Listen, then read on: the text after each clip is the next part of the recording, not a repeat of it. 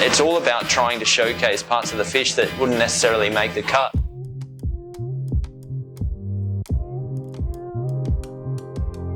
The romance of the season is such a special thing for me. When you go and have a meal at St. Peter and you sit down on the day that we're on right now at the beginning of spring, you might get a King George whiting, or you might get a garfish or a flounder that's just hours out of the water. And to me, that's really special because it's like eating a beautiful mango at the beginning of summer, or, you know, the best thick asparagus at the beginning of spring. So I think for seeing fish like that in the context of that room is really special. But there's the polarising opposite to why don't you have that garfish on and why don't you have the flounder on, and then you start letting people down off peak. So then, you know, I started thinking, well, the chicken shop model is fascinating in the sense that there is no selection of birds available. And so with a fish shop, it's usually a plethora of choice, but why not dial down on one single fish? And the reason for selecting the Kuna cod was for the reason that I can generate so much yield from it. And from a sustainability point of view, yes, the ethics of catching on the season and knowing intimately who those people are is one thing, but then from a culinary point of view, to be able to generate 95% usable potential and write a menu with all of those parts, that's exciting to me, and that's why we opened Charcoal Fish.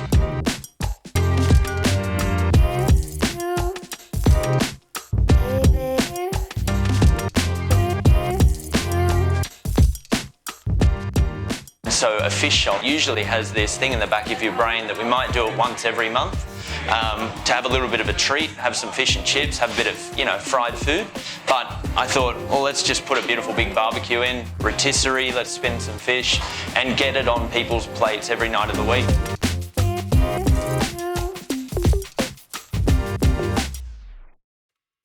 To embrace the zero waste philosophy definitely wasn't on my agenda when I opened St. Peter.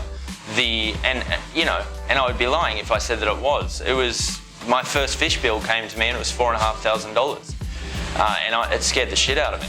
Like, to look at that amount of money that I just spent on fish, and then to wonder, I hope people will come, basically, and I hope this all works. But to think to yourself, out of $4,500, to think that, you know, $2,250 of that will be usable, that was scary. And so from an economical point of view and a small business owning role that I had, I needed to do my best to realise a greater yield from that, to then make the business work. The system that exists for fish right now is completely broken.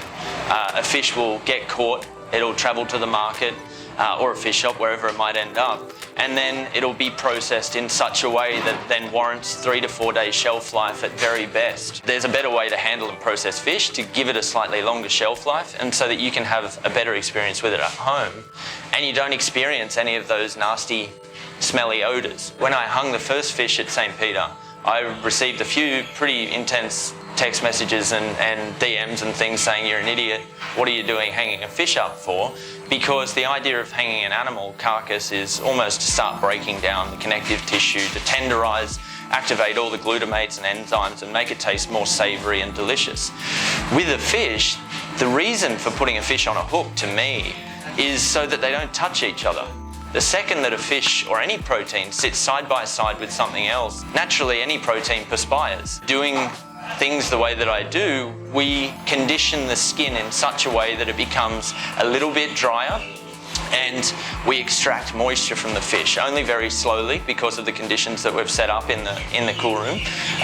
The idea is not to create jerky. We're not making fish leather. We're not adding salt or brining. There's no water that ever comes in contact with that fish post coming out of the water. These fish we do to day 6, day 7, goes onto the barbecue, goes onto the rotisserie, and it puffs up like a balloon, like you're cooking with a pork crackling for Sunday lunch.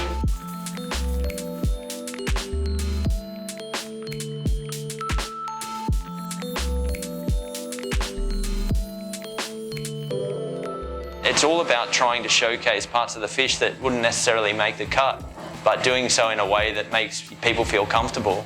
And not just comfortable, but sparks a little bit of nostalgia that gives a little bit of good humour. This is my ambition, to elevate the standard of the fish shop.